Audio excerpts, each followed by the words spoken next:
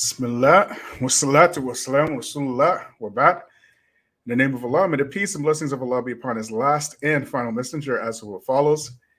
Family, friends, foes, haters, and hateettes, welcome back to the features. I greet you all in peace and love with no hatred in my heart. Assalamu alaikum wa rahmatullahi wa barakatuh.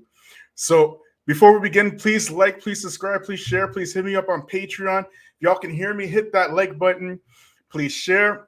As you know, we got a lot of haters up in here, and we got a live hot one today. Now, also, don't forget to subscribe to the Mirror sites. That is the features at the library. Sorry, lpry.com, and also as the at the infamous features on YouTube as well, because you know we get shut down a lot up in this piece. So now, family,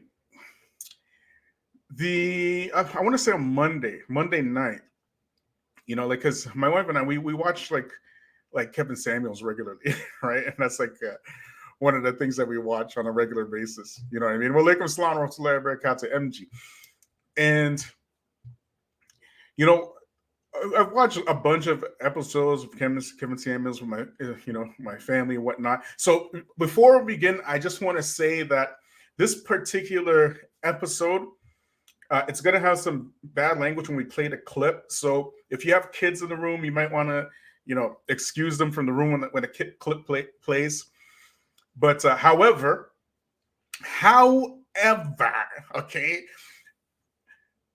I would say about maybe from the episodes I've seen, about maybe 3 or 4 Muslim women came on, all of them from Canada and from the Eastern African Somalian background, right? And this one was no different. And Kevin Samuels, you see, the thing is, a lot of people think that because a person is non-Muslim, they don't actually understand or aren't familiar or are unfamiliar with the nuances with Islam. Kevin Samuel is not one of those people, okay?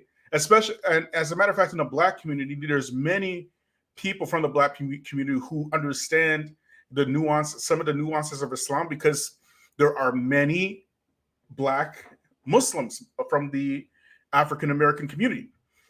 And Kevin Samuels, he knows some of the nuances within the peculiarities within Islam itself. So this sister, she came on, right?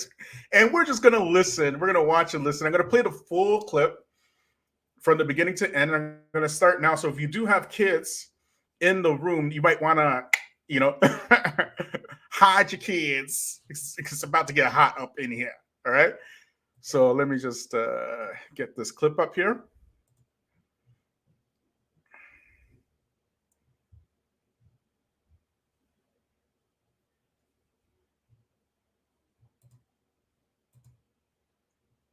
So, Anika, I don't know what this is, but I'm gonna go ahead and bounce you. Unmute you. Go ahead. Hello. Hi. Hi. I think I don't want to be on video, if that's okay. All right. Go ahead. How old are you? I'm 24. I talked to you before in one of the other podcasts. Oh yeah. So what do you got for me? So I just want to say, I personally don't think a lot of women want that high valued men you're talking about, because we know that we have to sacrifice a lot if we're gonna have them, and some of us actually prefer loyalty and respect over all that quality that comes with a high valued man. What do you mean? What do you mean? Hold on. What do you mean loyalty and respect? So respect, like a mutual understanding of each other's boundaries. Loyalty, meaning actually having eyes for one woman. I guess. Mind you, this is a Muslim talking like this. Y'all hearing me? This is a Muslim woman speaking like this, but he doesn't know it's a Muslim woman yet. So anyway, just let's continue to listen to this. Yeah, we have eyes for one woman. Okay, first of all, let's do it one thing at a time. Do you believe in gender roles? Definitely. Do you believe in hierarchy in relationships? Yes. Okay. What's the order of the nuclear family? The men, Uh huh. the woman, Uh huh. children. Okay. But before men Hold is on. God. Okay. I said the nuclear family. I didn't say the universe. All right. All right. So Mhm. respect. Respect flows. What does that mean? Because oftentimes when you ladies talk about respect, it's almost like we respect each other as equals. Is that what you're implying? Mm, equals in the sense where understanding each other's boundaries. So, Your boundaries are what we let yeah. you. No, no, no. Boundaries. What boundaries do women have that men don't provide? You see, I want to interject here.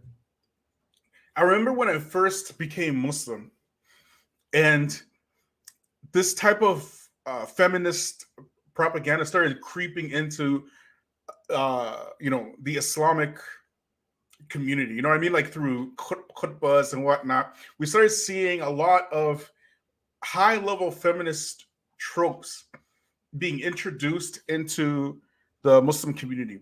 So one of these tropes, as a matter of fact, you find um, you find a lot of Muslims saying this, that men are equal to women and everybody's equal, and in Islam we believe in equality. And nowhere in the Quran and the Sunnah does it talk about equality. And this is a reaction to Western history. Y'all hearing me? This idea about equality between men and women and equal rights and all this kind of stuff, right? Nowhere in Islam, the Quran and the Sunnah doesn't talk about equality for anybody, right? As a matter of fact, the Prophet sallallahu, he explicitly mentioned that there's no superiority. There's a difference between having no superiority and then saying that people are equal.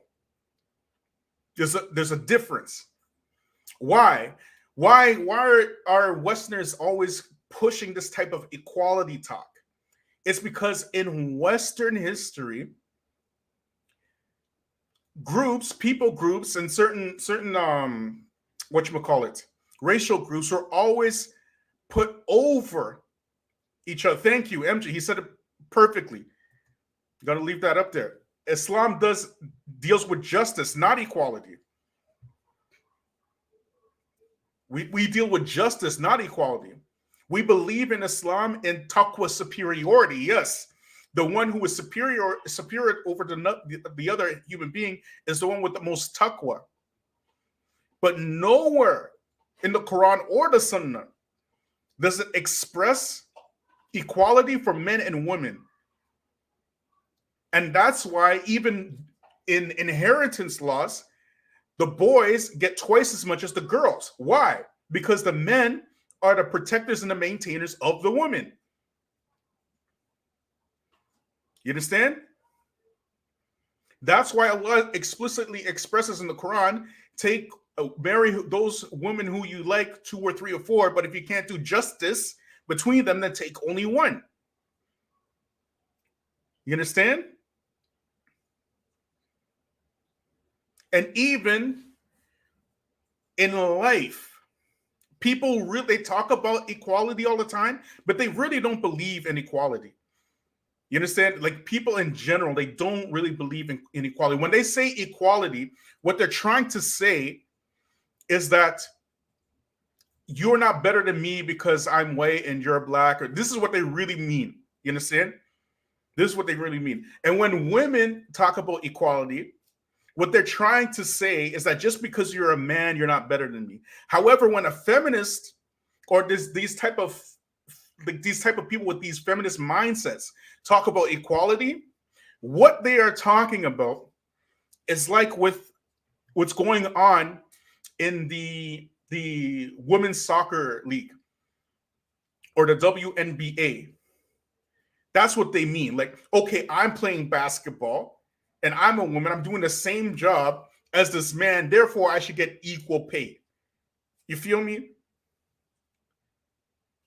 These women in the WNBA believe they should be getting LeBron James salaries. But nobody's paying any money to watch a woman throw layups and stuff. You know what I'm saying? Nobody paying money for that. So here comes this Muslim sister talking about, I believe in equality like this and like that. Where are you getting this from? Did the Prophet say this? Did the Quran say this? Did the Sunnah say this? The only reason why you're saying this is because you've been brought up in a liberal society. And liberalism has taught you this. You feel me? Wa alaikum salam wa rahmatullahi wa barakatuh. Fatima. So let's keep watching this. I mean, maybe some type of aggressiveness or an ego thing. What boundaries do, okay, ma'am, I want to get right down to what boundaries do women have that men have not provided? The things you call boundaries, you were allowed to have them because we let it happen. That's a difficult question. It's not a difficult question. If we were back in the state of nature or hunter-gatherers, what boundaries do you have as a woman? What do you have that you could keep? I think. No. Think about what I'm saying. Think about what I'm saying. Don't give me the modern, civilized. Definitely not. No modern answer here. Personal answer. Well, I would say safety, emotional and physical safety, and ma'am, definitely financial. Ma'am, I'm talking about. See, here we go. This sister, she's talking about equality, and then she goes and talks about emotional and physical safety. Do women provide men with emotional and physical safety? Is this a thing? Where are these men running to women for physical safety? You understand? This is that feminist mindset. Ain't no man chasing behind some woman talking about please protect me. You know what I'm saying? It's not a thing. It's not a thing. But if a woman calls the cops to protect her from her abusive husband or boyfriend or whatever, and a female cop shows up at the door, you think she thinks she's going to be pleased with that? Or should be calling police again to call a man to come to the house? Y'all hearing me? But anyways, let's continue. Let's continue now. Go back to the human animal. Don't give me the civilized 22. Before money. Hunter-gatherer. We eat what we can hunt or we gather. Nomadic. We have to follow food sources. We have to move. What personal boundaries do women have that men haven't provided? I want to deal with this comment here before we continue, because that's an important point that Kevin Samuels raised right there.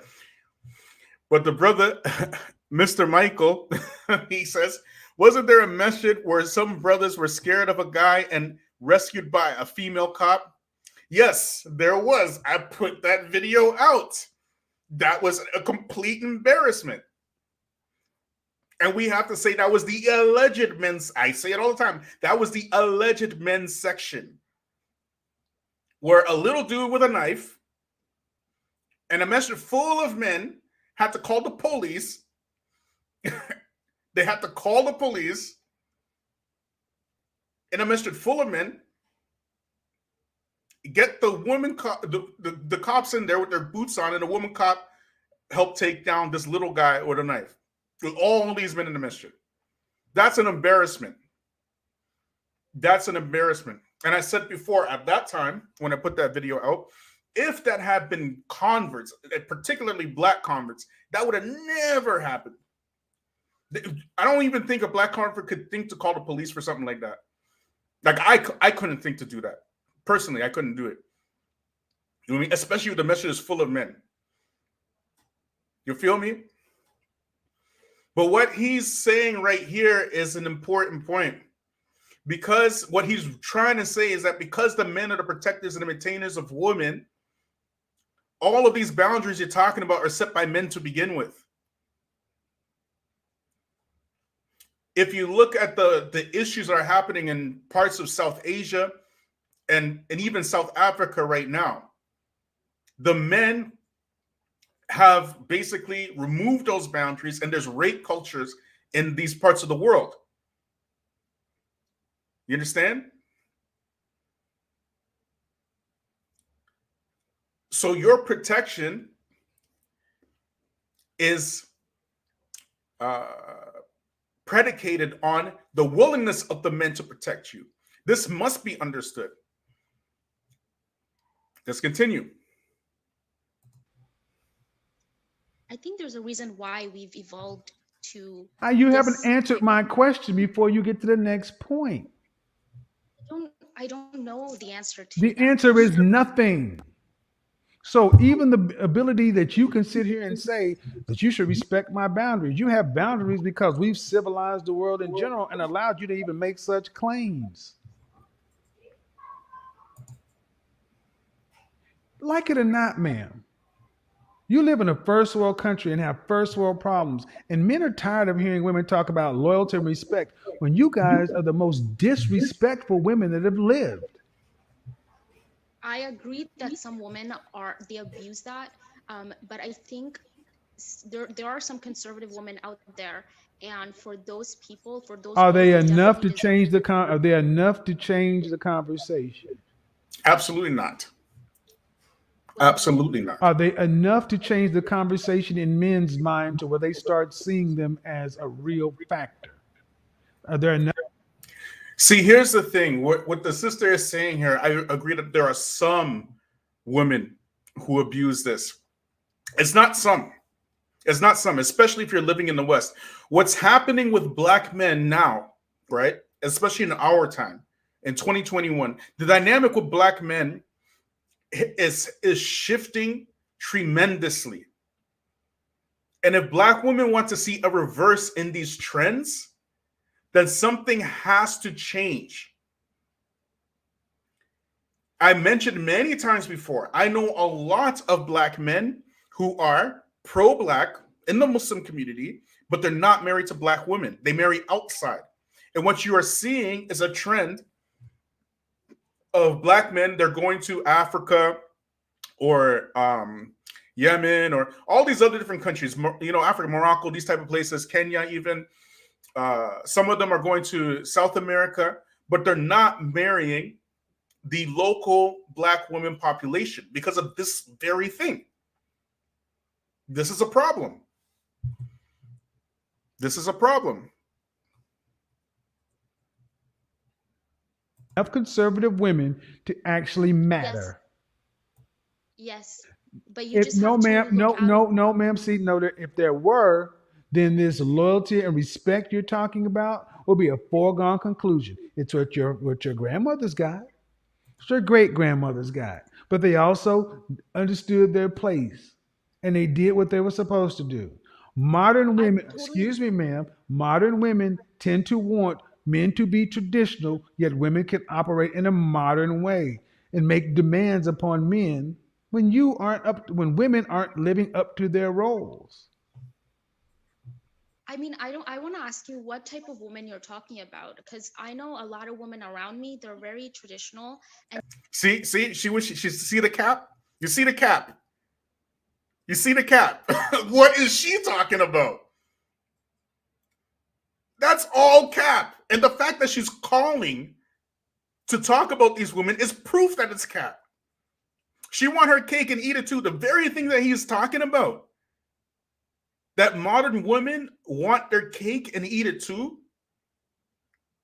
They just want to be waited on and, you know what I mean, provided for and have their job and be superwoman, all this kind of stuff.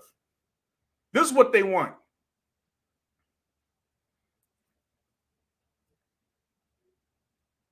They want the man to go to work, bring home the money, rub her feet, cook the dinner. This is old song by Babyface. I'll give you love. I'll buy your clothes. I'll cook your dinner too. And that's what they want. As soon as I come home from work, this is what the Wonder Woman want.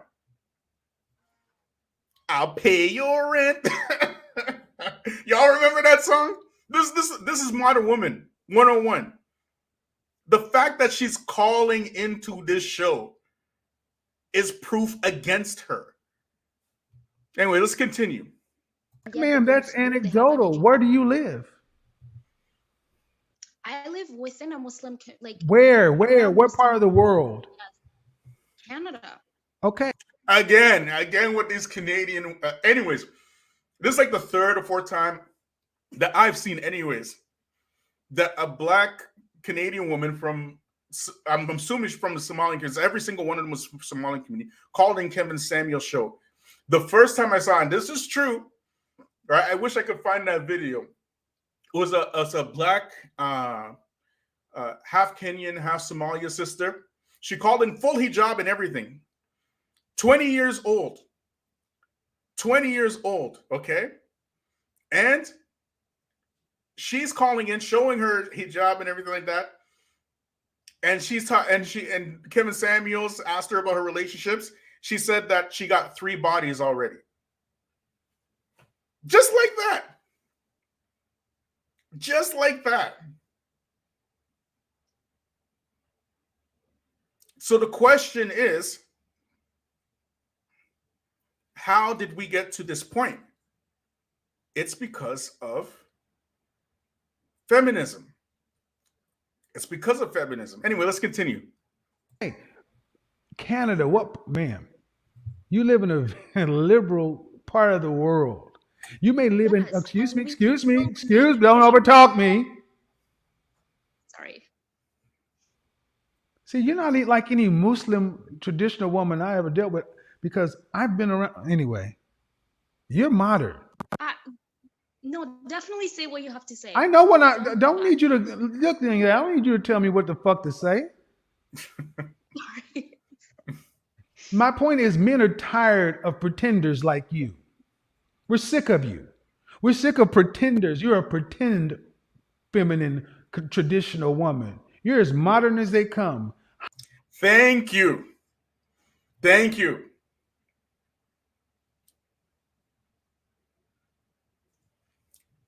You know, at this point right here, just remind me to get into this point, because what he's saying right now, he's just touching the surface.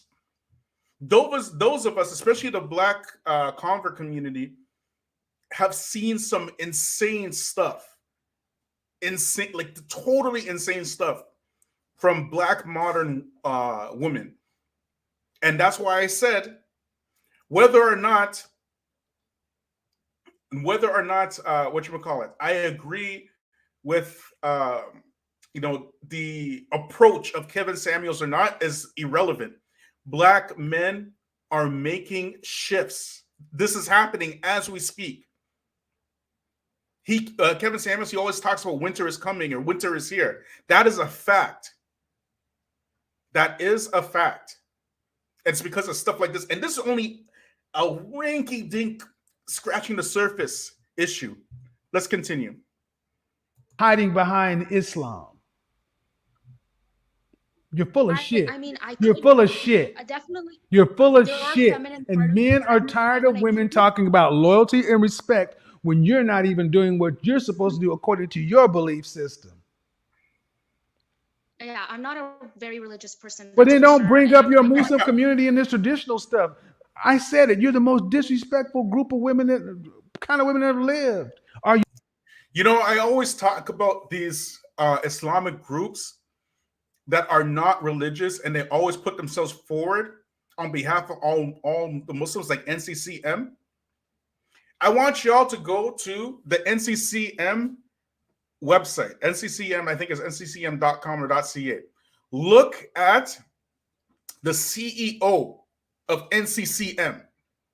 These are the people that are putting themselves forward, trying to represent Muslims. Nobody asked you to speak for us.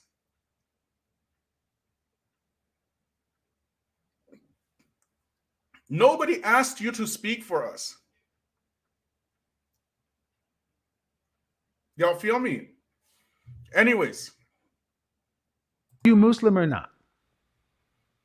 Me, yes. Okay. Why are you talking to me right now? Yeah, some people might No, say no, this no, is no, not no, no. very. Not some people. Not some people. I didn't know this was I didn't know this was conditional. Do you have that option? I Well, Do you yes, have that option? we Are do. you married? Where's No, your father? he's somewhere. Where's He's your there, brother? there as well. Okay, so you're speaking to me without a husband, father, or brother as a Muslim woman? Uh-huh. Right. I don't think it has to Check do with your my religion. shit. No, play with somebody else. Don't play with me. Don't call back. I don't want to embarrass you. Next time I put you on camera. Play with somebody else. Don't play with me. Men are tired of you chameleons. Men are sick of you. Christian chameleons, Muslim chameleons. You're even worse because you're supposed to know better. And you're going to talk about your community. Men are sick of y'all using this traditional shit as a weapon to get what you want and then acting modern. Kick rocks.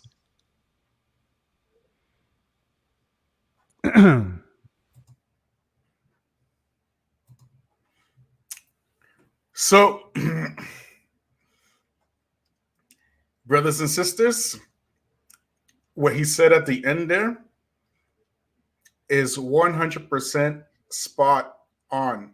It's not about the war of the sexes. It's not about gender wars or uh, women are like this and men. No, it ain't got nothing to do with that. You understand? It has nothing to do with that. What he said was absolutely spot on. Remember the last time we talked, I mentioned about these hijabi Tatianas. Like, how do you have a hijab and you're thoughting it up in hijab on Instagram and Facebook? Like, how is that a thing? Attention seekers on social media. And the thing is, the brothers, because we're kind of trained to have like respect for women and whatnot for all our entire lives. Our entire lives been like that. And what's happening is you're seeing a shift in behavior because men, as Kevin saying has mentioned, are just sick of it. They're sick of it. Like that's a fact. I'm gonna ask y'all a question,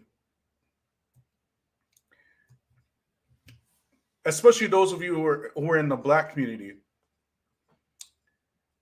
The question is, how many men have you ever seen, for example, take a woman, particularly Black woman, to court over divorce or have you ever, or children, or have you ever seen this in your life?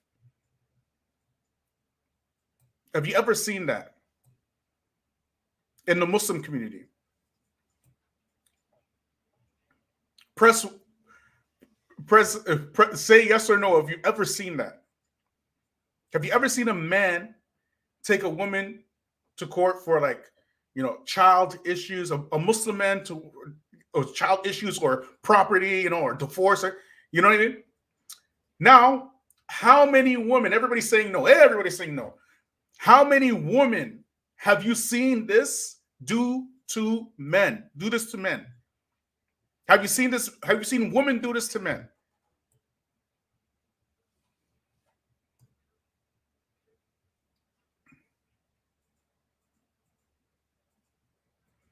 See, John just like all of them. John just like all of them. See, that's the thing. And what's happening now is because marriage in our time is so incredibly transactional and one-sided and leaning toward the whole system is leaning towards favoring women, that men are just opting out of marriage, including Muslim men. At least they're opting out of marriage to Western women. They're opting out of marriage to Western women. You guys, there's 25 of y'all. I would appreciate if some of y'all sent some super stickers, inshallah. And I'm going to get into some of these comments. Let me see here. And I'm going to leave the link for anybody who wants to join me if you have anything else you want to add.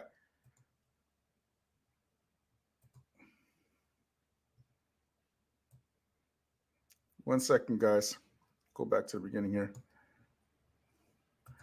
So, Jandra, Wakasam, Brother Bill, them girls are being brainwashed with the equality crap. That's a fact. That is a fact. This type of, even in Islam, we don't believe in equality.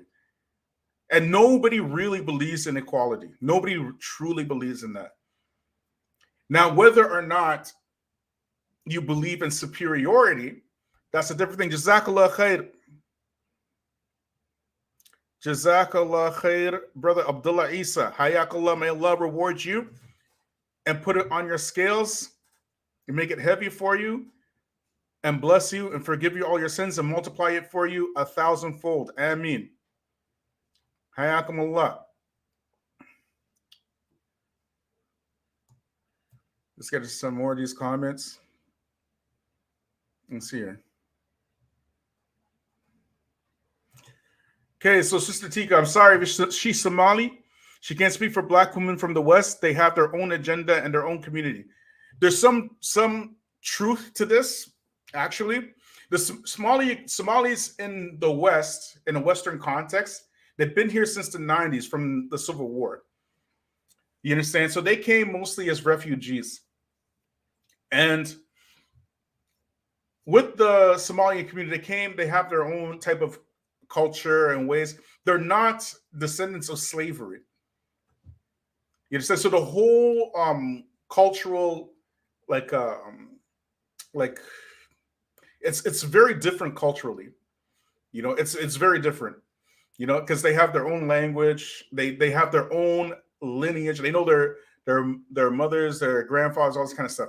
But the quirk in the Somali community, and I haven't seen this in any other community other than the Somali community, is that the Somali community, they have taken, when they came as refugees to the West and whatnot, they've taken a lot of the worst parts of, African descendants of slavery, that culture, the media type culture, like the gang culture and all this kind of stuff. They take the worst parts of that. So now you have it's a kind of like a hybrid type culture where in the Somali community, you have people either they're really, really good or they're really, really bad.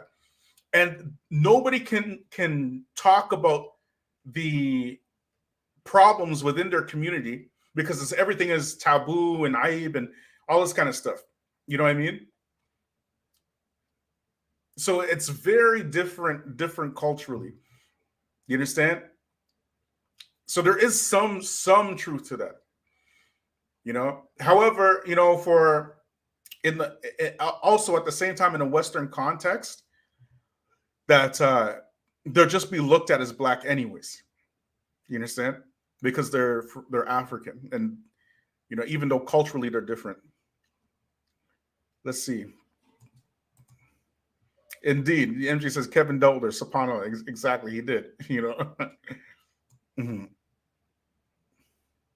Okay, so Sharif says, but honestly, I agree. As a Muslim, we really shouldn't be in these red pill places. Come on, and let's talk about it, Sharif. Let's talk about it. I'll leave the link right there. Hop on. That's all love here. If you believe that, hop on. Let's talk about it.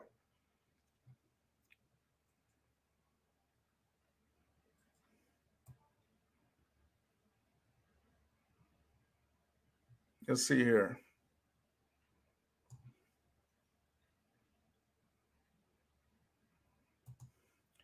So Taskin, she says, that's because most Africans go by clan or ethnicity rather than their skin color. That's what I mean. That's the difference here. That's the difference. Because you have your own type of, you have your tribes and your your languages and your ethnic groups within Africa, it's much different.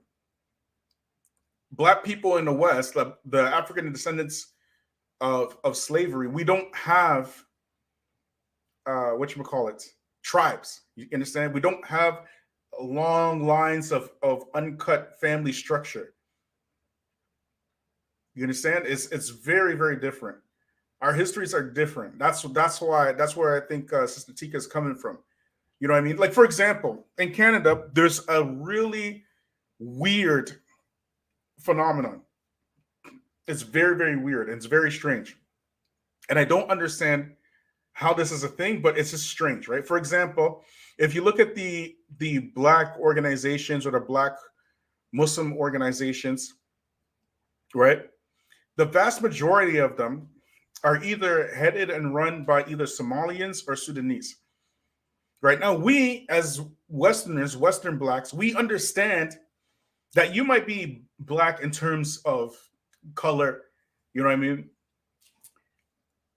But culturally, you're not black. It's a world of difference. It's a world of difference. And this is a part of what you call it. It's a part of the model immigrant uh, agenda in the West, where you would have, you know, government funding going to immigrants over the original descendants of the West from, you know, from black people, right? You know what I mean? And then so that way Western governments can turn around and say, you see, well, these people did it, why can't you do it? You feel me? So it's a type of tactic that's used to pit one group against another. It's old. I talked about this many times on this channel. Model minority tactics. You understand? So, however,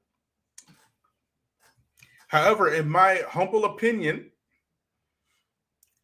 black people, whether they're African or Western, should be trying to find common ground so that we can actually do something for ourselves. And I think that we can do it, but we should have to recognize what's going on, because a lot of us, we are being pitted against each other. You understand? This is just a fact. Sharif, are you coming on or what?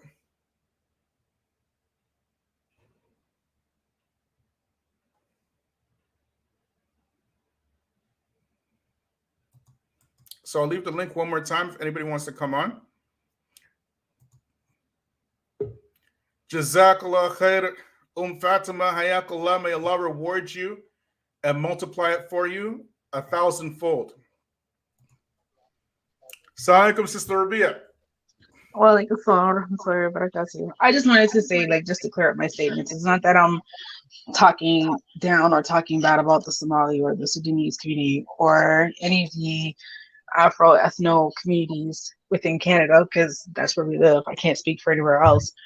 But on a large scale, part of the problem with Western Blacks and these communities is that, one, a lot of them don't acknowledge the fact that they're Black, right? Number one. Number two, there's, I hate to say it, but there is a divide. There's a divide between Western Blacks and Eastern Blacks from the African diaspora, which causes a lot of tension. Because if we're supposed to be coming together as a community, as people of darker pigmentation, irregardless of where we're from, then you can't necessarily shut us out when you're benefiting off of the backs from the people who have been here, who have grown here, and who have been enslaved here, and so on and so forth, you know? And that causes a lot of tension between the Muslims from here in the West and those from overseas. Thirdly, in regards to the modernization, or the cultural appropriation, I think you're absolutely right by saying that a lot of these groups, they take the worst from the West and they incorporate it as their own. At the same time, and this is the part that absolutely drives me crazy because it's like, okay, you appropriate yourself so much to be like Westerners, but yet you won't acknowledge the blacks who have reverted to Islam and so on and so forth. And that part absolutely drives me nuts. Especially from here. So I don't want it to make it seem like, I'm coming off as a hater or anything like that, but these are real issues, especially I don't know what it's like for the brothers, but from amongst the women, it gets deep. It gets deep. So like there's when it comes to having sisterhood between the different groups, there are, like, I can say that for myself, there are few, there are far and few between when it comes to dealing with people from overseas, right? Like and I get it to the point where there is that peer pressure of wanting to fit into a new society that you're not from, but at the same time, like, okay, you're here. The ones of us who have reverted to Islam are trying to practice and so on and so forth. But you can't just shut us out and then take the benefit of it. Do you understand what I'm saying? Yeah, I know exactly what you're saying. And what Easterners don't understand is that you're living on land. Yeah, you're living on lands that are stolen, that have been built up by people who were stolen. And this is where a lot of the misunderstandings come in, because the roads that you drive on were built off the backs and the blood of Black people. You understand? From the West. And when you come over here and you just point the finger at Black people and say, oh, how come you guys can't do this? How come you guys can't do that? It's because you don't understand the history. You don't know what's been going on over here. Because you weren't stolen. You were lucky enough not to be stolen in Africa. And this divide and conquer tactics is not just with Africans. If you know the history of Haiti and I believe it's Dominican Republic, Dominica, one of those. If you look at these two countries, right? There's a border between them. It's an island, right? And these are the same Africans that were brought from Africa to this island as slaves. On one side of the island is the French side. On the other side is the Spanish side. But Dominica, thank you. These Black people on the Spanish side, which is the Dominica side, they see the Haitian side as lowly, even though they were on the same slave ships. You understand? Because they're lighter skinned and whatnot. And you know what I mean? So these divide and conquer tactics is nothing new. It's nothing new. And we as Black people, from wherever we are, from Africa or the West Indies, or in my humble opinion, we need to see past a lot of these things and have a lot more understanding with each other, because we don't own our own countries, our own resources, or our own wealth. Everybody else owns it. Dr. David Stein, how are you? I'm doing good, sir. How about yourself? Great. So I saw I saw the title and I wanted to contribute to the conversation. I didn't necessarily want to take over, but I don't know why I was doing a little bit of research and your video popped up on my feed, so it's some sort of algorithm. But however, I wanted to join the conversation. I'm very familiar with one Kevin Samuels, and I am not aware of him going in on a Muslim woman, but I'm assuming that he wasn't disrespectful, but he basically said something that was, in a sense, condescending towards her. Because I want to broach that if that were the case. Yeah, I mean, he did a Kevin Samuels thing. You know what I mean? Yeah, You didn't roast it. Well, I've been listening to, I'm in the manosphere, I'm in the red pill sector as well, and I've been listening to Kevin Samuels for about 2 years, and as long as with a host of other people as well, and he makes very, very good points. He makes very good positions. However, I think going for the Muslim community is a bit offhanded, and I don't want anybody to agree with me. I'm just hopefully people can understand my position. The Muslim faith is a faith of conservatism, and we all know that or understand that. Typically, the women dress in garbs that cover up their sexual features, like their breast, their hair, their buttocks, etc. And and I don't, and I'm not trying to necessarily get anybody to believe that we are an animal, but I certainly agree and believe that we are an animal and we're an ape of some kind, and we have natural instincts. And so I think that with what Muslims have figured out, and I think they figured out this thousands of years ago, is that men are going to be men, right? We're going to be men. We're going to act off of natural instincts, right? And so the fact that these people cover themselves up and they present themselves in public in terms of modesty speaks volumes for their culture. Now, I'm not saying that their culture is paramount to any other culture, but I will say that I think that any comment towards the Muslim faith by Kevin Samuels should not be treated in the same regard as he treats more westernized left women. Would you agree with that, or do you see my position? Yeah, but Kevin Samuels wasn't attacking Islam at all.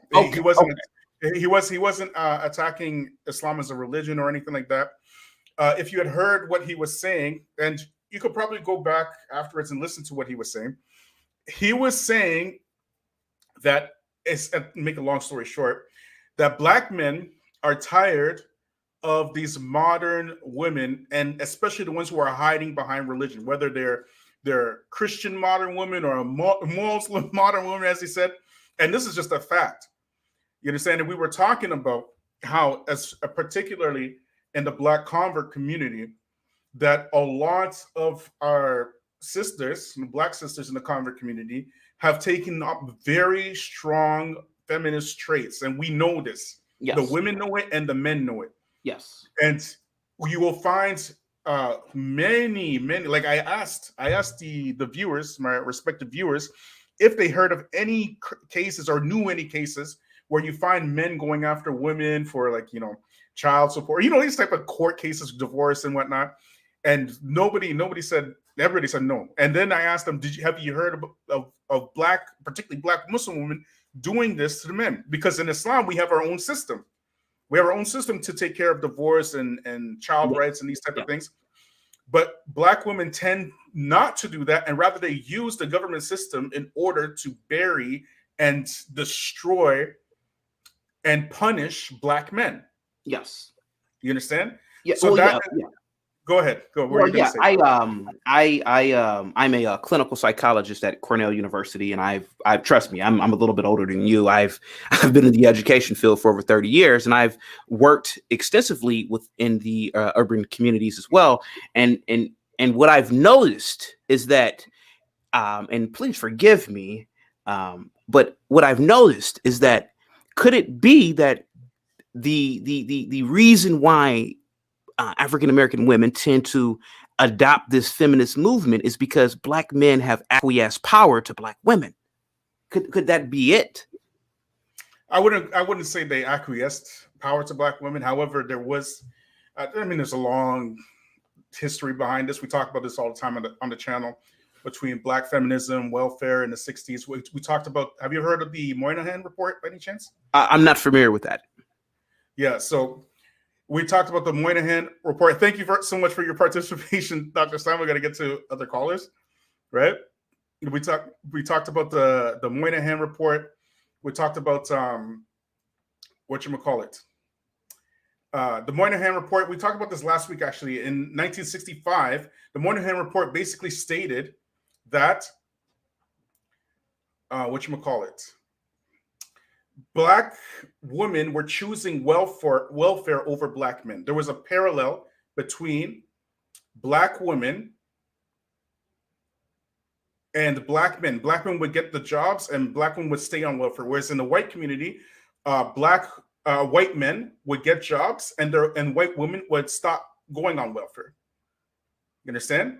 So this was what's going on in the black community, right? So you have problems with welfare, black feminism with Gloria Steinem, right? And all kinds of craziness. We talked about this, many times, right? So it was more of a conscious effort from the powers that be to flip the gender roles in the black community. And now we are the only matriarchal society on earth where the women run everything. You understand? So in Islam, we got to try to switch that up. Okay, guys, I think, let me see here. I think that we're going to call it a night. I want to thank everybody for participating. I want to thank my guests. I want to thank Dr. David Stein and Rabia and everybody else. We'll call it a night. And inshallah, I will see you on tomorrow. Actually, we're going to be talking about Kyle Rittenhouse. All right. So, subhanaka wa bihamdik wa ashhadu an la ilaha illa anta astaghfiruka wa atubu ilayk. Assalamu alaikum wa rahmatullahi wa barakatuh.